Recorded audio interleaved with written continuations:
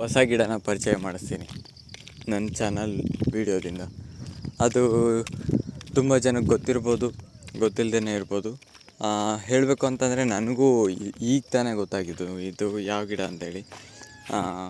ಇದ್ರ ಬಗ್ಗೆ ನೋಡಿದಾಗ ಇದು ದತ್ತುರಿ ಗಿಡ.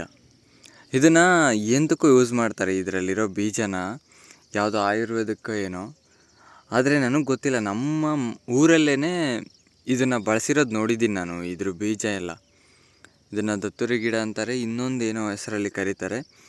ಆದರೆ ಸದ್ಯಕ್ಕೆ ಇದನ್ನು ದತ್ತುರಿ ಗಿಡ ಅಂತ ಕರೀತಾರೆ. ಆಮೇಲೆ ನನಗೆ ಇದರಲ್ಲಿ ಇಷ್ಟ ಆಗಿದ್ದು ಏನಂತಂದರೆ ಇದ್ರ ಹೂವು ನೋಡಿ ಏನು ಚೆನ್ನಾಗಿ ಕಾಣಿಸುತ್ತೆ.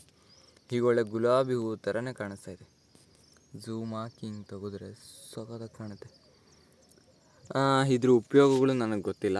ಒಟ್ಟಿನಲ್ಲಿ ಇದು ಊರುಗಳ ಕಡೆ ತುಂಬ ಚೆನ್ನಾಗಿ ಕಾಣುತ್ತೆ, ಅಲ್ಲಲ್ಲೇ ಚೆನ್ನಾಗಿ ಬೆಳೆಯುತ್ತೆ. ಅದು ಬಿಟ್ಟರೆ ಏನಂತಂದರೆ ಹೊಸ ಪರಿಚಯ ಅನ್ಬೋದು ಅಷ್ಟೇ ಇದನ್ನು ನನ್ನ ಯೂಟ್ಯೂಬ್ ಚಾನಲಲ್ಲಿ. ನನಗೂ ಈ ವಿಡಿಯೋ ಮಾಡಬೇಕು ಅಂತಲೇ ಇದ್ರ ಬಗ್ಗೆ ತಿಳ್ಕೊಂಡಿದ್ದು. ಇದು ದತ್ತುರಿ ಗಿಡ ಅಂತ ಅಷ್ಟೇ. ಇದ್ರ ಬಗ್ಗೆ ಇನ್ನು ಯೂಸಸ್ ಏನೂ ಗೊತ್ತಿಲ್ಲ. ಸೊ ಇದಿಷ್ಟು ದತ್ತುರಿ ಗಿಡದ ವಿಡಿಯೋ. ಈ ವಿಡಿಯೋ ಹೇಗಿತ್ತು ಅಂತ ಕಮೆಂಟ್ ಮಾಡಿ ಹೇಳಿ. ಮತ್ತೊಂದು ವಿಡಿಯೋದಲ್ಲಿ ಮತ್ತೆ ಸಿಗೋಣ.